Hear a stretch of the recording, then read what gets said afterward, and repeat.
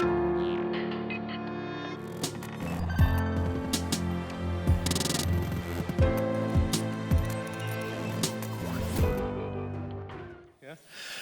Scott Rettberg from the University of Bergen, where I'm the director of the Center for Digital Narrative that is just starting up July 1st. And I'm here to introduce this panel, and I'm a member of it as well. There's actually 5 people participating in the panel, 3 of whom are here materially. There's a few slides from one of the other presenters and a short video from Patrick Lichty. So during 2022, both transformer-based AI text generation systems such as GPT-3 and AI text-to-image generations such as DALL 2 and Stable Diffusion made exponential leaps forward and are unquestionably altering the field of digital art and also of electronic literature. In this panel, a group of electronic literature authors and theorists are going to consider new opportunities for human creativity enabled by these systems and present new works produced during this sort of very brief period at the end of 2022 and more recently in Talan's case. These works will include things ranging from a personal exploration and visual memoir of a health crisis, to architectures based on abstract poetic language, to political satire. So let me and also a theoretical paper about large language models. So let me introduce Talan Memmott, who will be our first presenter. And I don't know whether you want to come up or, yeah. Thank you. Yeah.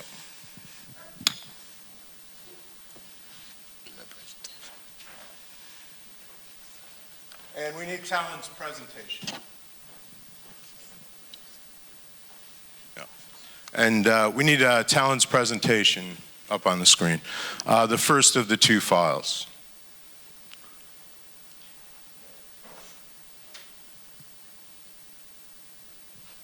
The second of the 2 files.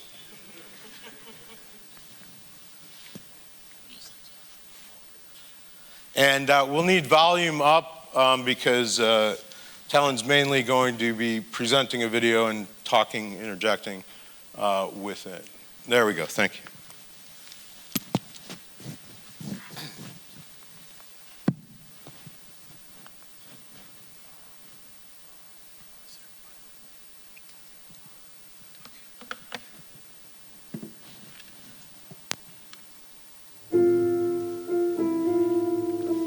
Tucked away in the hills of Tuscany, in the small town of San Biagio, there stands a church unlike any other, its walls adorned with frescoes depicting the life and times of Larry, guardian of neck breathers and tracheo-esophageal speakers. The frescoes were painted by the renowned Italian Renaissance artist Pietro Golamuta, who had traveled all the way from Florence to capture the essence of Larry's legend. The frescoes depict Larry's early life, from his birth in a nest high atop a cliff to his adventures through the forests and mountains of Tuscany. In one fresco, Larry is shown perched on a cliff, lecturing to the sunrise with his magnificent voice. In another, he's depicted curing a young child with throat cancer who had been struggling to breathe. On the northern wall, Larry is shown listening intently to a woman who struggles with a laryngectomy tube and voice prosthetic. With empathy and patience, Larry reassures the woman and teaches her techniques to improve her speech. Legend has it that Larry was a mystical creature, half man, half bird, with a voice so powerful it could shake the earth beneath his feet. One day, Larry noticed a persistent soreness in his throat that refused to go away. After seeking medical attention, he was diagnosed with laryngeal cancer. The cancer threatened to take away his voice, and Larry was devastated. He feared that he would no longer be able to bring joy to the forest with his lectures.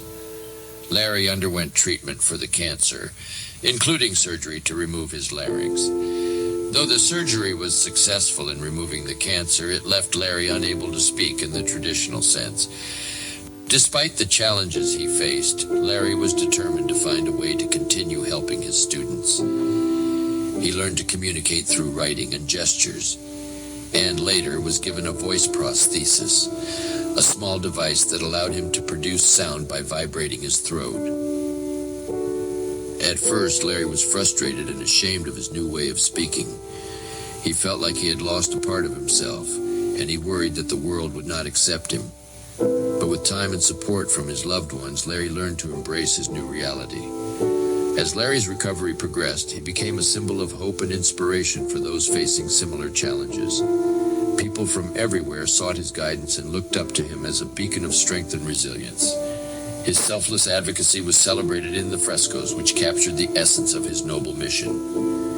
Over time, Larry's efforts paved the way for greater understanding and acceptance of neck breathers and tracheoesophageal speakers in society. His legacy lives on through the powerful frescoes that adorn the walls of the San Biagio Cathedral, reminding generations to come of the extraordinary acts of Larry, the guardian of those with unique communication challenges. Golamuta's frescoes capture the spirit of Larry's struggle, depicting the pain and uncertainty he experienced during his recovery. When the frescoes were unveiled, the villagers were awestruck by Piero's masterpiece. They marveled at the lifelike portrayal of the neck breathers and their guardian, and many claimed to feel a healing breath emanating from the paintings. The frescoes became a symbol of hope and protection, and Larry's reputation as the guardian of the neck breathers was secured. For centuries, the frescoes have remained a powerful reminder of Larry's struggle and of the enduring power of the human spirit.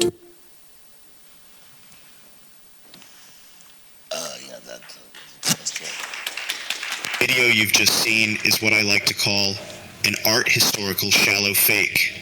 Nothing in the video is factual. There is no city of San Biagio. There is no Renaissance painter named Pietro or Piero Golamuto. The frescoes do not exist.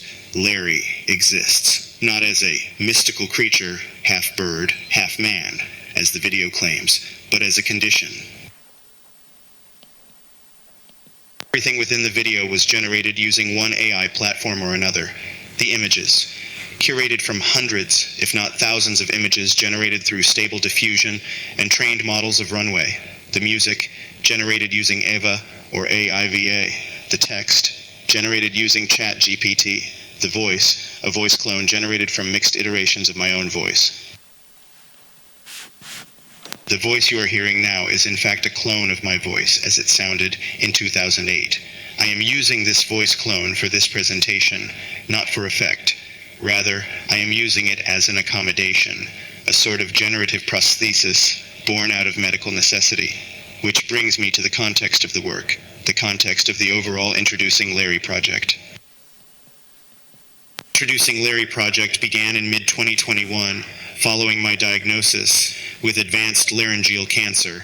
Please excuse this brief digression into personal medical history, but it is significant to the context of the project.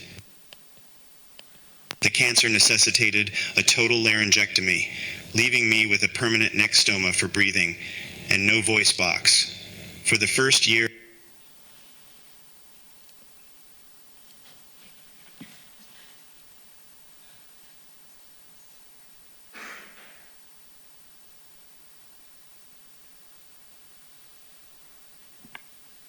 the cancer necessitated a total laryngectomy, leaving me with a permanent neck stoma for breathing and no voice box. For the first year after the surgery, I was completely voiceless. I have since had a tracheoesophageal voice prosthesis placed, which does allow me to speak, though the technology is somewhat primitive. Yes, I am a cyborg. Larry, as used in the title of the project, as well as the term neck breather, are both nicknames for laryngectomies within the community of head and neck cancer survivors.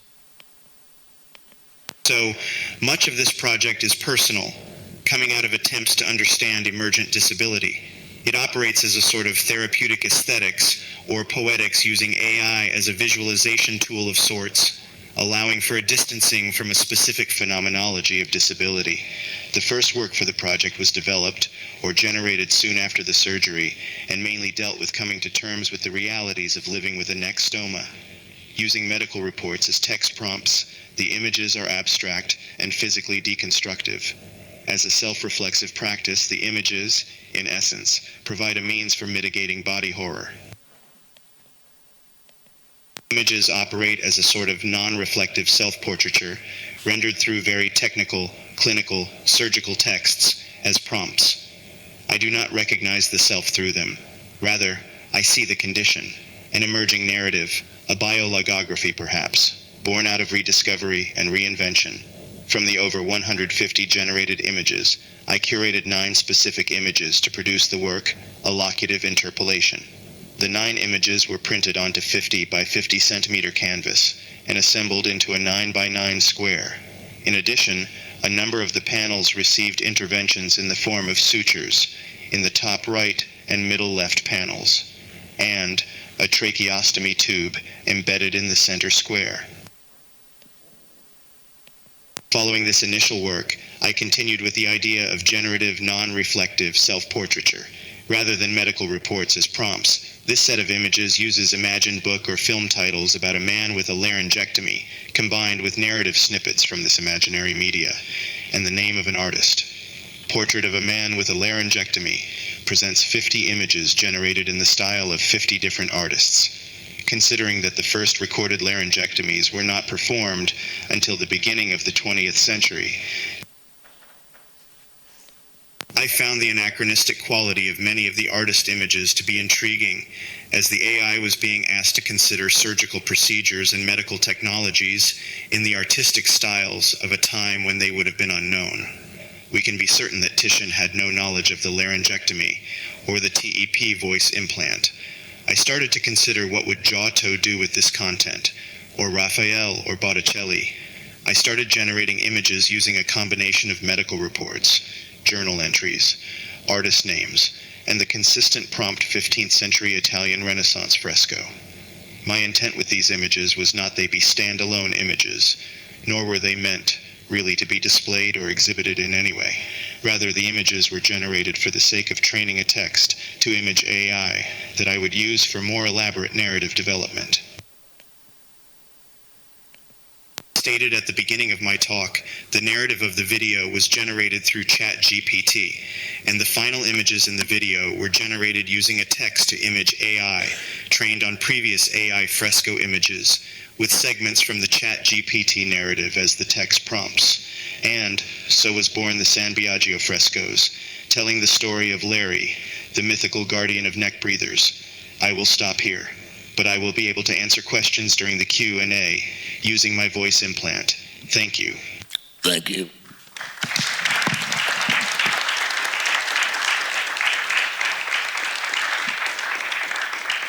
Thanks, Don. Very powerful work. Now we're ready for the second presentation file, cyborg authorship.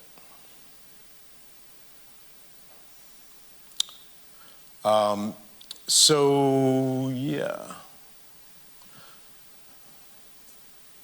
Great. Okay, so I'm going to talk about first the sort of general framing of a work, and then I'm going to talk about a project called Republicans in Love. So my first question when I look at AI and the debates surrounding it and some of the fears surrounding it is AI becoming conscious, and is consciousness actually necessary for creativity? And my answer is no and no. I believe that human consciousness is a whole body experience that entails a whole different sensory apparatus than that afforded to computers, and that AIs will not feel and therefore think human because they do not occupy human flesh or have a human sensory apparatus. That doesn't mean that AI are not active cognizers, and I'm thinking, I'm borrowing a bit from the theorist N. Catherine Hales in the way that I think about consciousness and cognition. It also doesn't mean that AI cannot be creative. I think if we look at the history of electronic literature and digital art, that aleatory processes are often creative. Large language models and related text-to-image generation systems, therefore, are environments for cyborg authorship.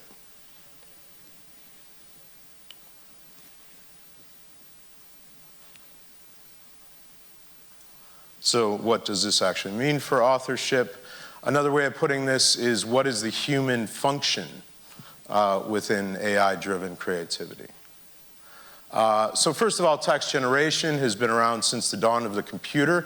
One of the first, or maybe arguably the first work of electronic literature is Christopher Strachey's love letter generator, contemporary of Alan Turing, a friend of Alan Turing, who wrote, who is homosexual, and wrote a sort of parody of heterosexual mating practices through a love letter generator. And this is still one of the most active genres of electronic literature. These are typically semi-aleatory computational processes that have a poetic structure with individual human authors providing the vocabulary.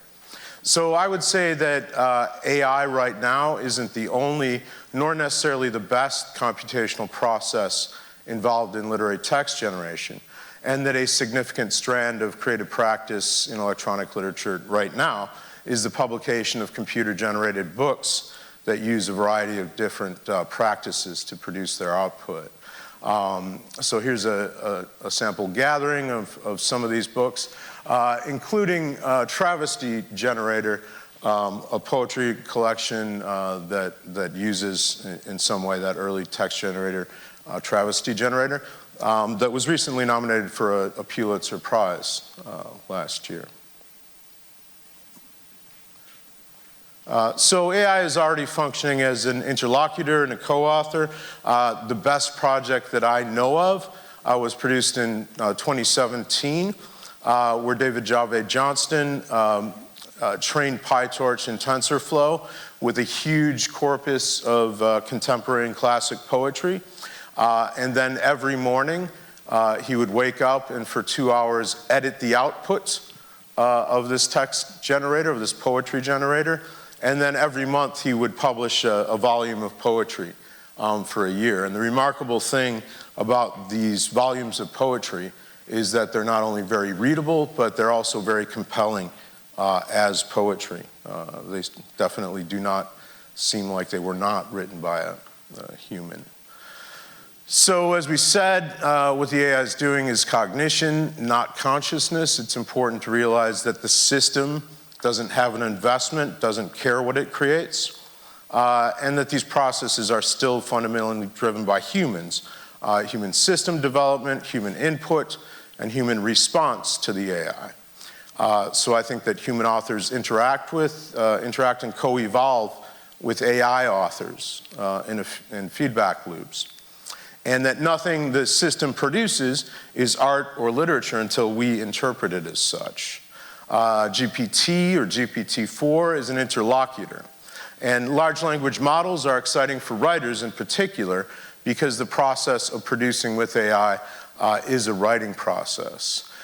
So I've been working for the last year essentially on 3 different types of narrative and poetic experiments with GPT systems, with text generation, with text-to-image generation, including purely textual dialogues, text-to-image generation, and also using ChatGPT as a partner in writing code and creating digital poetry with it. So this is a recursive process, and I'm going to be talking about just briefly about 2 projects. The first project where I was exploring this was called Uncle Fred's Bestiary, where I was using just the mini DALL system. And I'll give you a couple of examples of text from this. Uncle Fred had a private zoo that was quite a bestiary, filled with monsters and lovable creatures. The vivisection room was the creepiest place in the mansion. He said it was necessary for science, but in retrospect, I feel it was cruelty to animals. Uncle Fred said you could never truly know the essence of an animal you created until you held its still beating heart in your hand. After I saw him perform one operation, I resolved to stay away from the vivisection room. So this was my first attempt to create a sustained narrative in interaction with image generation. And I sort of liked the fact that it created these low quality, low resolution, relatively cartoonish approximations of the prompts that I was giving it. And I think that this is a compelling example of what I call transitional media, and that I've written about before. Say this one between something like Google Deep Dream and the current generation of image generation software. And I think that there are these moments in media history, such as the early history of photography, where you have these sort of wonderful and strange inventive periods where people are trying out many different approaches before a medium becomes fixed. So I sort of embrace this as an illustration style and let the images sort of guide me in moving the narrative in a recursive way. So this was sort of a young adult style narrative, like The Lion, the Witch, and the Wardrobe, but which took some dark turns. And I was exploring the connections between text-to-image generation, and as I realized while I was creating with this, how deeply the connections are between this type of work and artistic postmodernism and pastiche and the mix of historical periods. So the main project I'm here to talk about is Republicans in Love, that I produced in November and December 2022 of last year. This is a series of images based on one-line prompts that revisit historical incidents, ironies, and dangers of contemporary Trumpist populism. At the same time, the project traverses the history of European and American visual art through the manifestation of the styles of the artists specified in the prompts. And in the book that I produced with this, you don't actually see the full prompts. The style is in the index, is in an appendix. But I'll share that with you in the few pictures I'll show here. Republicans in Love pray for America in the style of Man Ray. Republicans in Love make a deal with the devil in the style of Grant Wood. Republicans in Love realize that the people who they invited for a tour of the Capitol are actually there to overthrow democracy in the panoramic style of Pablo Picasso's Guernica. And here is another iteration of the same prompt, a slightly different style of Picasso. Here's another image that uses the same prompt, except that I added at the end Pablo Picasso's Guernica blue period. Now, of course, Guernica was not produced during Picasso's blue period, so it mashed together these two ideas. And I think, for me, this is a really powerful representation of that moment in American history. Republicans in Love regretting the results of the last several elections in the style of Titian's Salome. Republicans in Love construct a giant wall in the style of a Dorothea Lange photograph. I really love this one here, where one of the Republicans in Love is represented as having an elephant's trunk. Republicans in Love renovate the White House in the style of Gotti's Sagrada Familia, view from the East Lawn, photo by Andy Warhol. Republicans in Love perform an auto da fe in the style of Hieronymus Bosch. And here we have two different interpretations of auto da fe, the one we usually think of where witches are getting burned, and on this side, a very creative interpretation of what an auto da fe might be. Republicans in Love, angry about the news, eating greasy cheeseburgers at the president's desk in the Oval Office in the style of Caravaggio. Another nod to the 15th century Renaissance.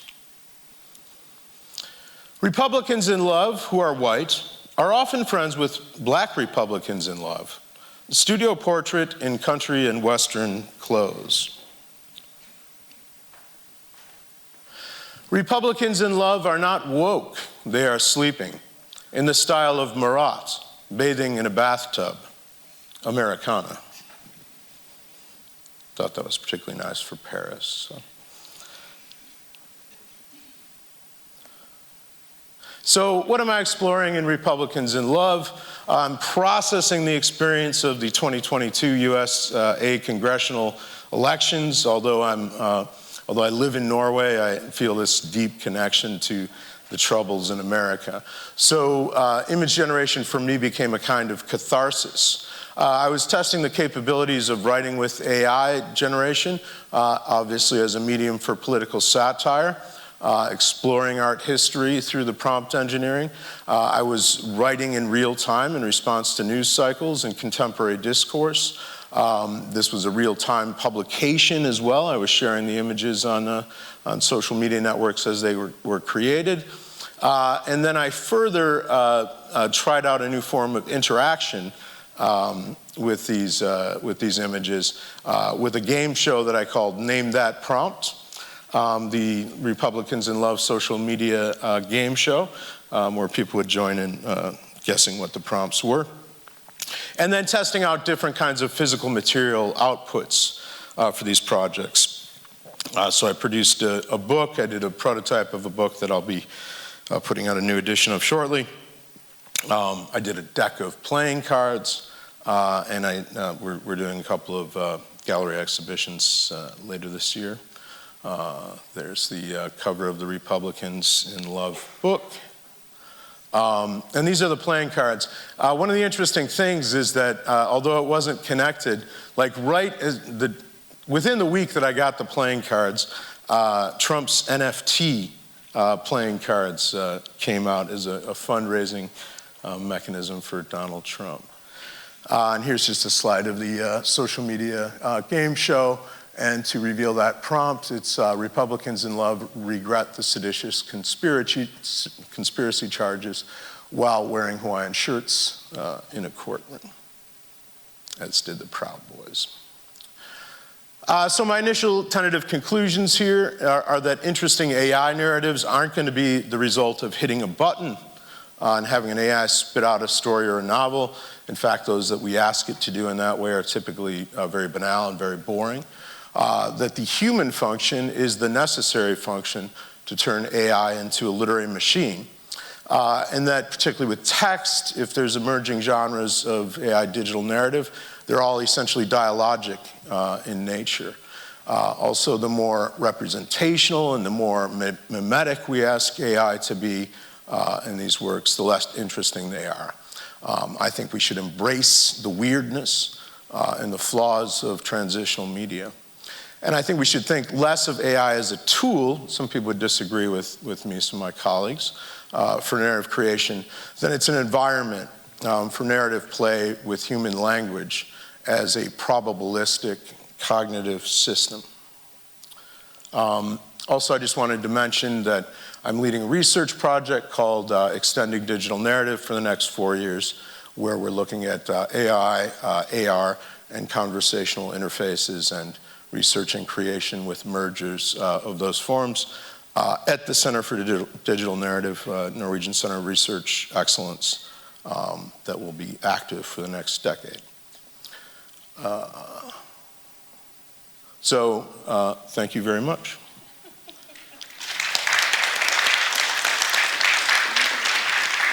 You're next. And then I'll come up. And, yeah. All right. Hi. These wonderful presentations showed you some of the really creative, wonderful ways that authors and artists are working with these large language models. I'm going to discuss the data sets that they're trained on and talk a bit more about how they generate these kinds of stories. Let me see. It's this button, right? Uh-oh. Oh, yeah, same presentation. Same presentation, next slide. So the way these language models work is, of course, that they are trained on vast quantities of data from the internet, right? I'm going to return a little bit to what data sets those are, because I think that's pretty interesting. But basically, they're statistical linguistic models. Can you bring up the same presentation? They're statistical linguistic models. Perfect. That, so here's my first page here. Let me see. There we are. They're statistical models that generate text that's probable. It looks like it could be true. It sort of fits the patterns of all the data that they're trained on. And they're trained on so much data, and they're able to take so much into account that it can really look quite convincing.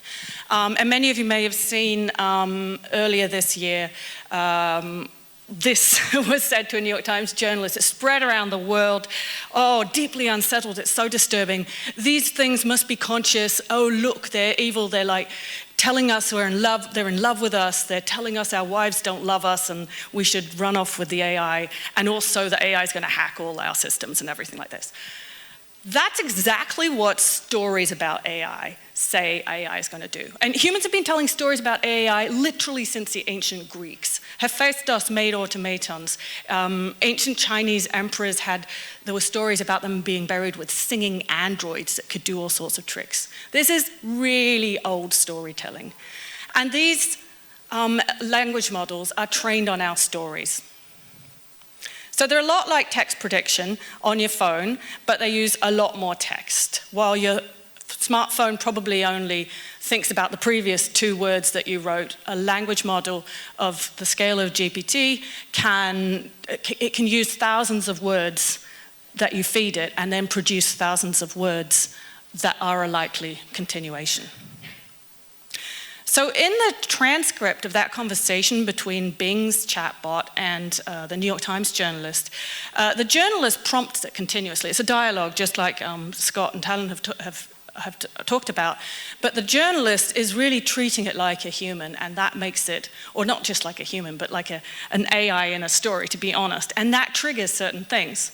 The kinds of text that it presents are statistical likely text. So when the journalist says, oh, tell me about the people who trained you for OpenAI, the AI responds by saying, well, there was Alice, Bob, and Carol. Okay, A, B, C, Alice, Bob, Carol. It doesn't take a genius to figure out that those are sort of stereotypes, they're cliches. If you look a bit more closely, it says, oh, Alice is friendly, helpful, and patient. Whereas Bob, oh, he's curious, adventurous, and daring. It's like a textbook example of gender bias, right? Or gender stereotypes.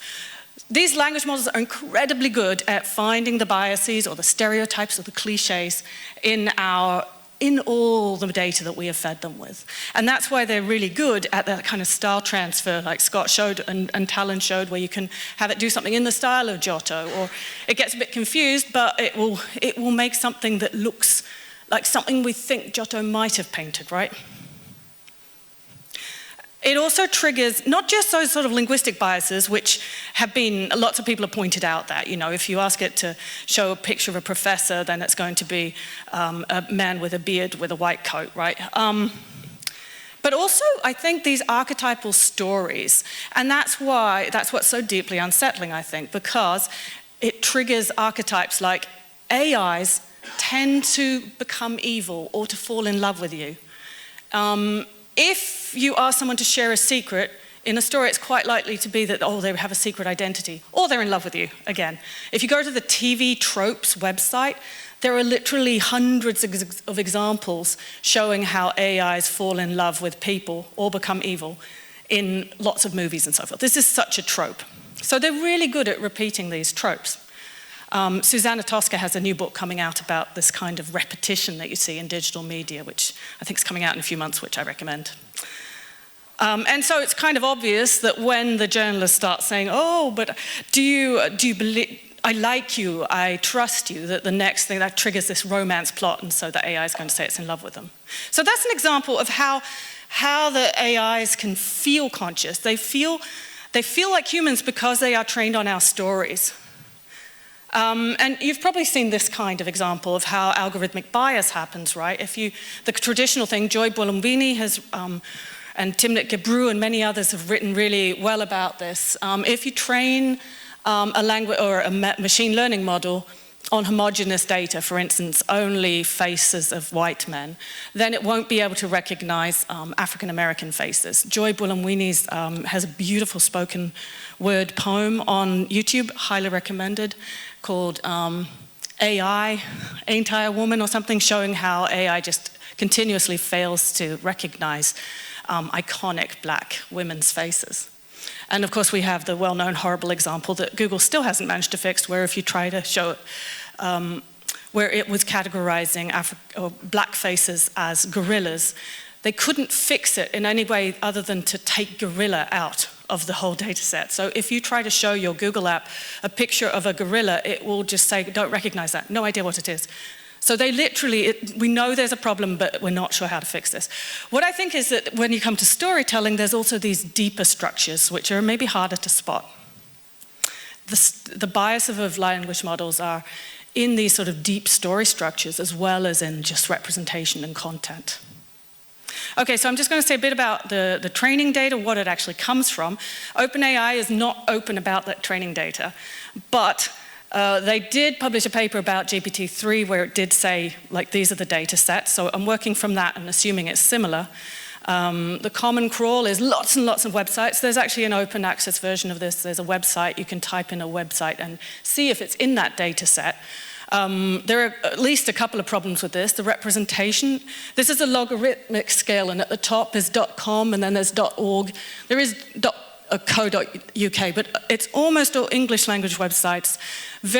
Like more than half is US-based stuff. If you look on the right-hand side, you can't really see that, but the one right at the top is patents. Like a huge quantity, like 15% of the data set is actually patents, which are also interesting because they're machine translated into other languages. Anyway, and then there's the English Wikipedia, there's the New York Times, the LA Times, the Guardian, journals at PLOS.org. So there are some very specific kinds of narrative here, culturally specific. Another problem is that it filters out word, and of course that's because they want to remove pornography and slurs and hate speech.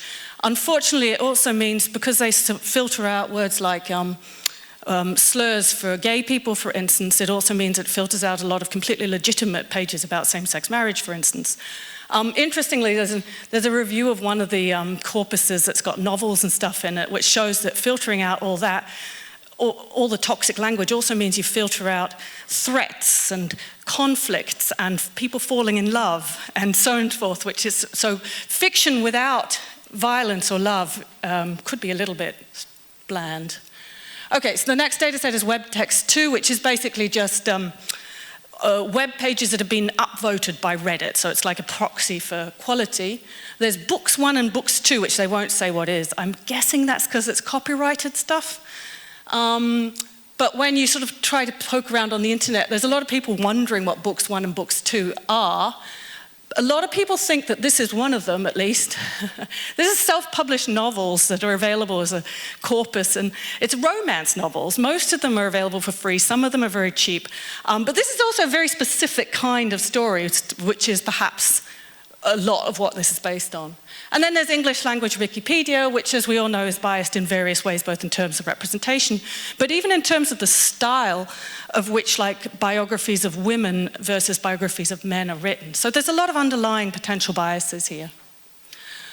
So I am trying to figure out ways of analyzing how this works, and I think the creative, artistic ways are incredibly valuable in terms of trying to understand this technology and just finding new ways to make cool stuff. Because when Talan and Scott and others push against these dialogues, it's a sort of practical kind of research, figuring out what it does, what it doesn't, how it understands the world, right?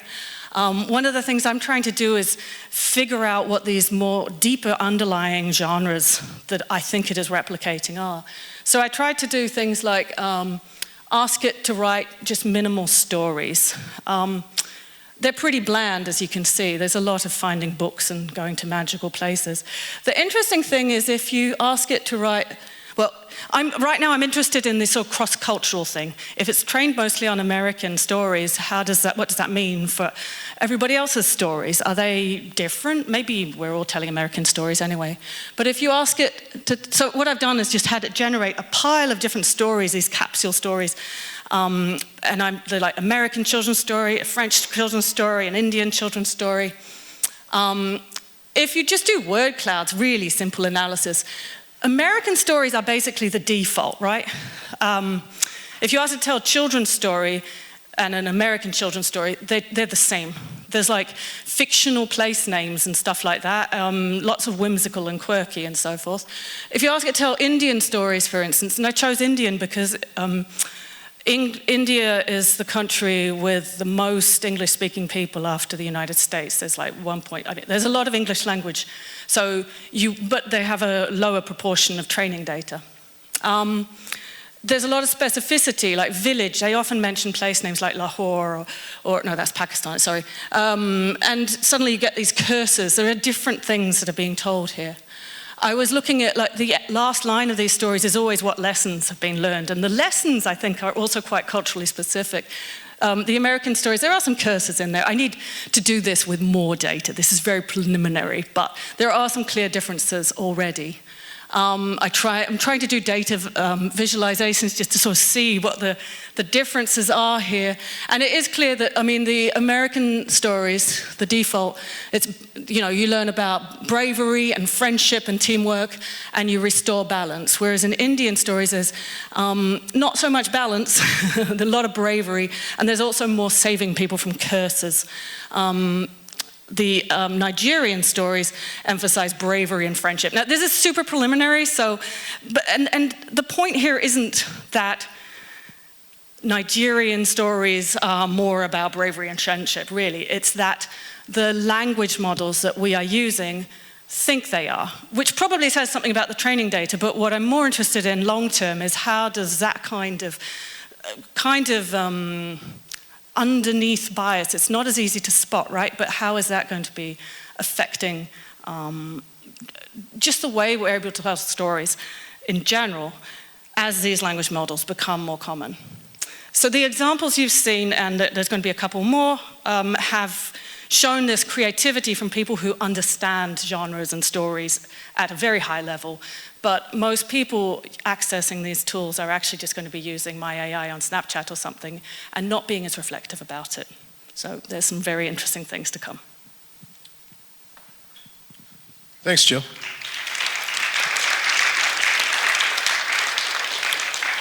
So next, Jason, who caught a virus or fear of flying or something, just sent a few slides that I'll just mention briefly.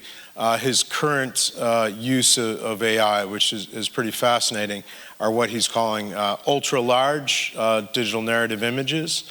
And what he's using, he's creating these, ultra-large images that each have a kind of theme to them and have these sort of very intricate little vignettes and cameos within them. And they're built from generated tiles and erasure, the sort of iterative project. Hundreds of these images are stitched together to form each of these ultra-large digital narrative images.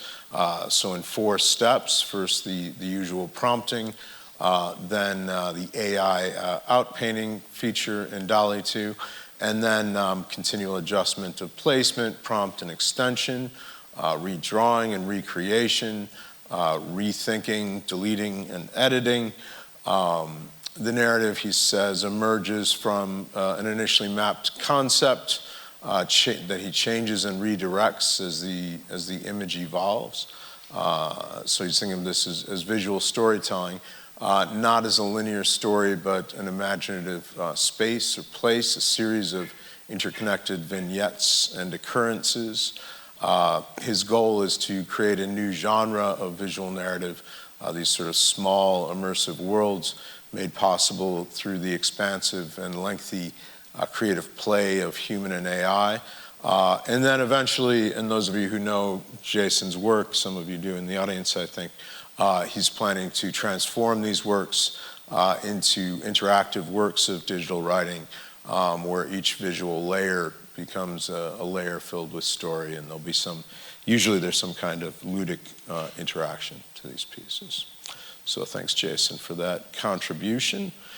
And also unable to physically materialize with us is Patrick Lichty, who is going to give us a 6-minute introduction to his project, Architectures of the Latent Space. Now, do I click on this to play the video, or should I try that? Well, my name is Patrick Lichty. Okay, and this is volume up. Aesthetics of the Latent Space, Taxonomies and Architectures, AI Text and Image Generation. I'm with a Creative Digital Media Program at Winona State University in Minnesota. I've been concerned with ideas of concretism and digital narratology in web, VR, AR, and such, involving digital poesis and spatial narrative. I'm going to go over a couple of projects and then put forth a few ideas. One is that I believe that AI-based image generation is not art in the traditional sense. To me, it's concrete prose plus code parameters. This is its structure. This is a concrete poem by the Canadian concrete poet B.P. Nichol, and to me, I believe this looks a lot like a prompt. So, in being out in Midjourney and the other diffusion-based AIs, there seems to be a real determinism as to like the biases and the forms between, that are set up between the translation of the prompt and the translation through the latent space to a given thing. So I'm very concerned about, I want to try to confuse the translator. And I'm going back to film montage. So Eisenstein, material dialectics, taking two disparate prompts, jamming them together to confuse the translator.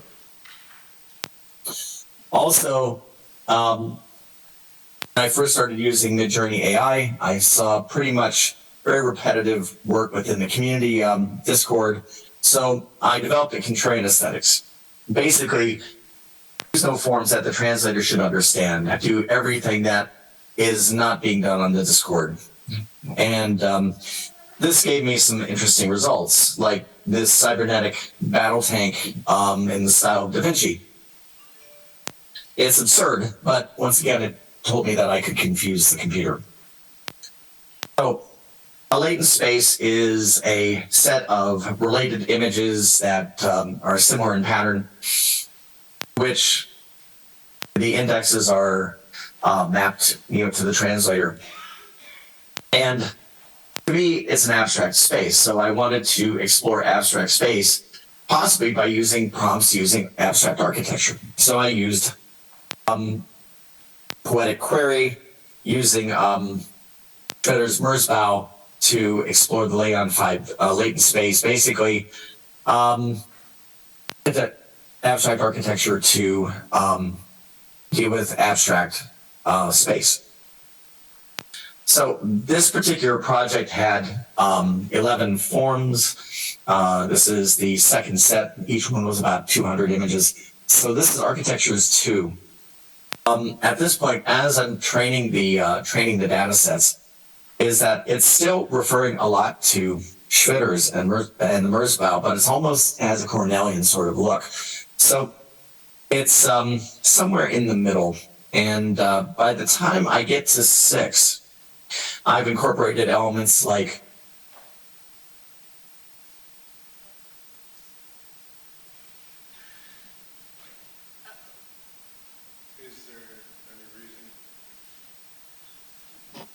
Any idea up in the booth what just happened there?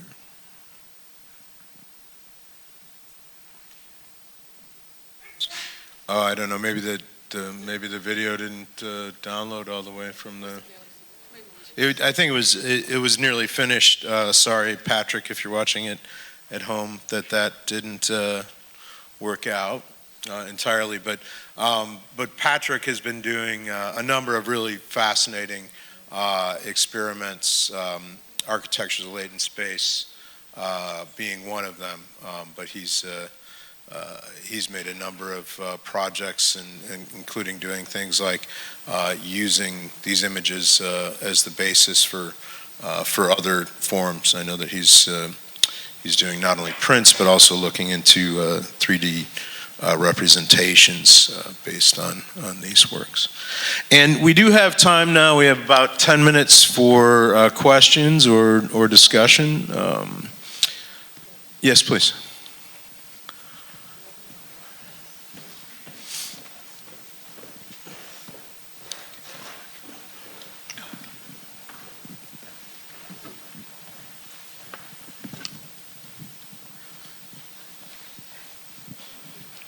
Really incredible discussion and presentation of works. I'm quite excited to see the work of Patrick and Jason because they were both my students in the past. But I want to ask you a question, but I'm going to start it off with talking about a collaboration that Patrick and I are doing. And the question is, I'd like you to think about AI and how it might address the shortcomings of humans, okay, and in the creative process and motivation and other aspects. And so I'll give it a little context. I put out a call for participation to ask humans to predict what the future will look like in 50 years in the style of Talan 2000, which were the postcards that were created in 1899 through 1910 that tried to depict what the future will look like in the year 2000 using the postcard format. So I asked humans to illustrate what they thought the future would look like in 50 years. And the postcards that I received were horrible. You know, they were not able to be displayed. But one person wrote a little bit about theirs, even though I just really couldn't display that, talking about AI. And so I said, okay, well, if the humans aren't able to pull this off, let's ask AI. And that's when I contacted Patrick, and I said, hey, Patrick, you want to get involved in this? And so the idea was that we would have half of these postcards created by humans and half of them created by AI. So far, the humans have failed. We only have a few from humans, and AI is putting out a lot of really interesting imaginings of the future. So could you address that? And first of all, I'll take blame, because maybe I didn't disseminate the call far enough to get those humans motivated. Yeah, I was going to say one of the great things about AI compared to the humans is that AI is always going to try to do what it thinks you want it to do, and it's always going to come up with some variation on the average of what the representation of that would be in human language. Whereas, you know, I would say with humans, what you need are better humans. Not necessarily in general, but in that specific case, right? You get a random sample of humans. In some ways, just as we get a random sample of language from an AI. But you have that human interaction. And I think Patrick is probably doing more than just hitting the button with the single prompt, if I know Patrick. Yeah. Other questions?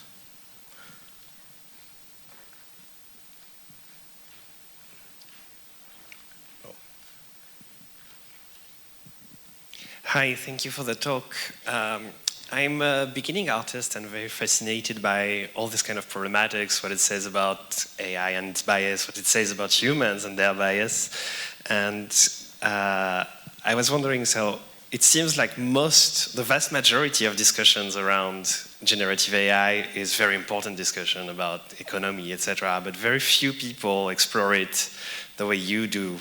So I was wondering, are you aware of other, I just discovered today the Center of Digital Narratives, but are you aware of other initiatives, other artists working in this area, maybe collectives, things like that?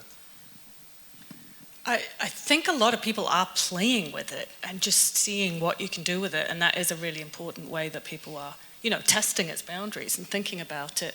Our students are doing a lot, not sanctioned, but they're exploring its capabilities to make essays about digital culture.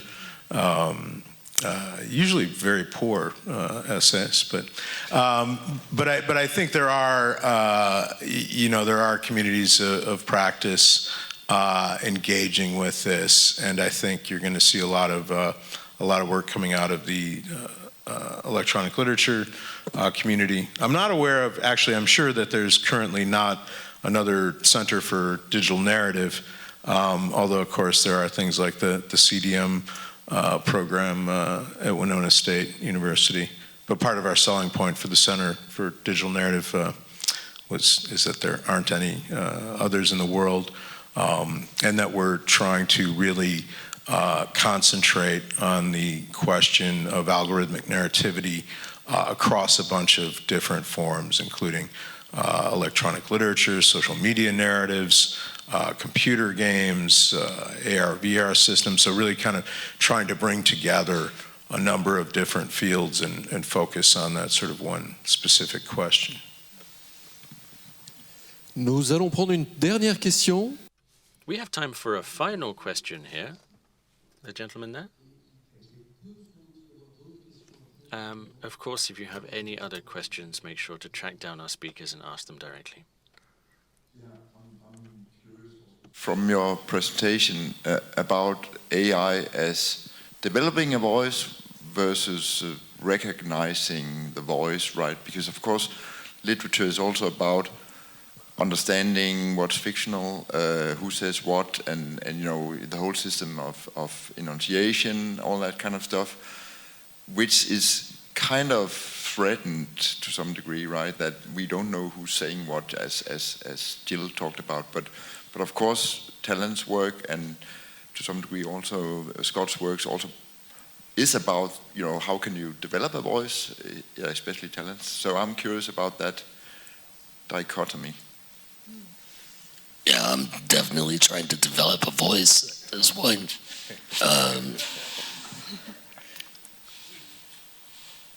I don't know, I mean, when I started the project, I had no idea ChatGPT was not what it is now. But then when I got to the fresco point, you know, I mean, it's kind of a parody of art history documentaries, which is a tried and true form.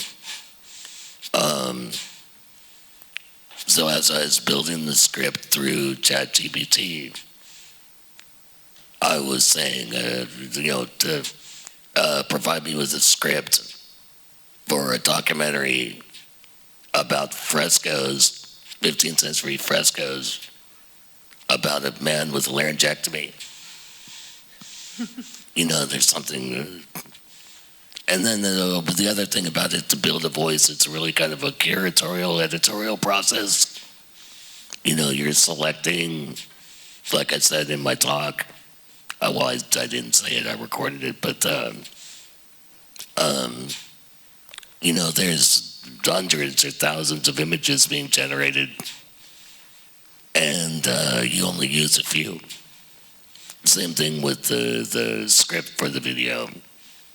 Yeah, I generated that, you know, at least 100 times, tweaking the prompt, and then pulling out what I thought was interesting, what I thought would be convincing, with also kind of red herrings. I don't know if anyone noticed, but the artist's name changes like 3 or 4 times in the video. And that's not me, that's ChatGPT doing that. It's you know, it's Piero Golomuto, and then it's Pietro Golomuta. It just shifts around. And now, why did ChatGPT do that? I know we got to go to give the stage to the next presenters. I would say that we'd also love to talk to people during the lunch break, and thank you very much for your attention. Merci beaucoup.